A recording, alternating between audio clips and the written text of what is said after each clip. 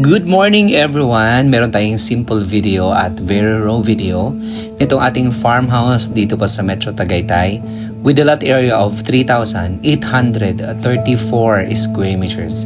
This is a titled property with a fruit-bearing trees. Ang ganda ng landscape nito. So binigay sa atin itong video na ito para sa ating marketing and posting. So tamang-tama siya for events place, garden, wedding. Malapit siya sa Tagaytay, like 15 to 20 minutes drive. Madami siyang mga fruit-bearing trees and vegetable. This is a titled property and selling in the market for 35 million pesos. Well, this one is a fully fenced. Meron kang magandang gate. Ayan, kita nyo naman yung gate niyan.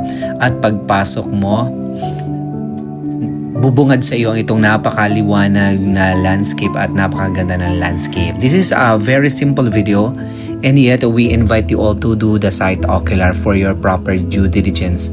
Yung inyo pong extensive research sa property due diligence. So this one again with a total lot area of 3,834 square meters. Napakadaming mga palm trees, ang daming mga fruit-bearing trees, malinis at malapad ang atin pong pinaka-driveway. Then meron kang bahay na 2 bedrooms and 2 bathroom.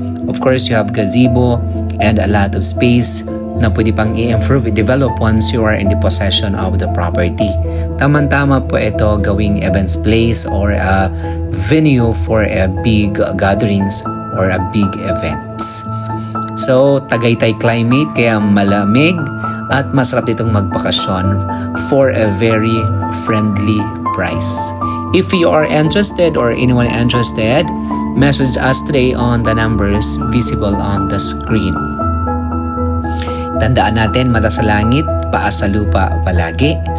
Ang pinakamabuting gawin habang nabubuhay ay ang gumawa ng mabuti at maging kasangkapan ng kabutihan. Well, ito pong atin pong fini-feature today.